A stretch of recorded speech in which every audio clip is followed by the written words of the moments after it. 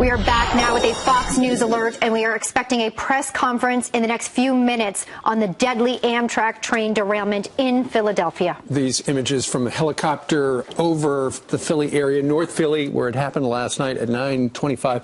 This morning, at least 5 people are dead, and at least 140 people went to the hospital last night after all 7 cars, including the engine, went off the tracks going around a curve in North Philly. All right, social media igniting firsthand accounts of hundreds of passengers that were trapped inside. Look. I got you, okay? Okay? Keep crawling, okay? Where am I crawling to? Crawl forward, sir. Keep crawling. Keep crawling. Keep crawling. Well, at this hour, the NTSB is on scene trying to piece together what happened, but the firsthand accounts are helping a lot through your iPhone. Meanwhile, also on the scene right now is Fox News senior correspondent Rick Leventhal. Rick, you were with us 30 minutes ago, but it's getting lighter and lighter. What are you seeing?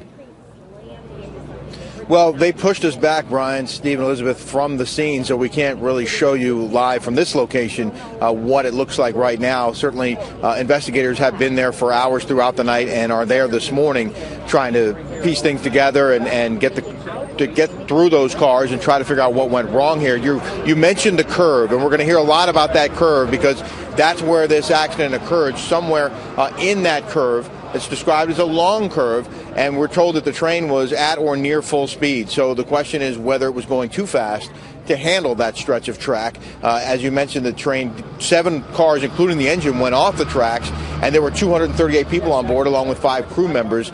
Mass casualties, 5 killed, 6 critically injured among the more than 140 who went to area hospitals. Mayor Michael Nutter was here last night, took a closer look at the scene, and then spoke to reporters right after.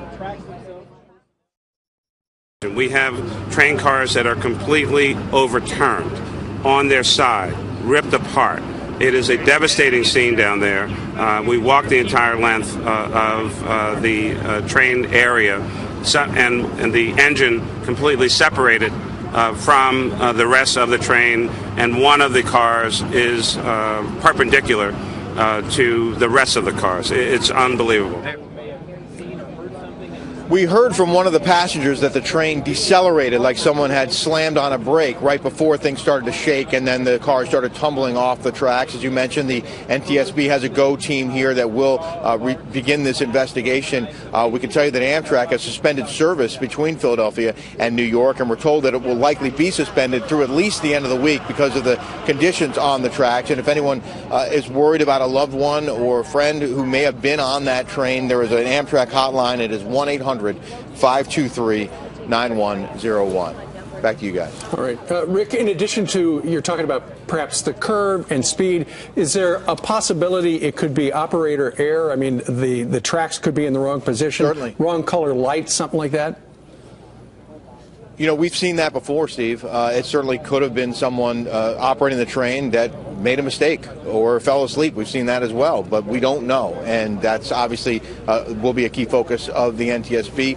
What was the condition of the people on board, the crew members? What were they doing at the time of the crash? And what were the conditions of the tracks? And how fast was the train going? All that is going to be looked at very closely. And there's the rail version of the black box is going to tell us a lot. Of course. Rick Leventhal, thank you for your insight. We'll check back with you in just a few minutes.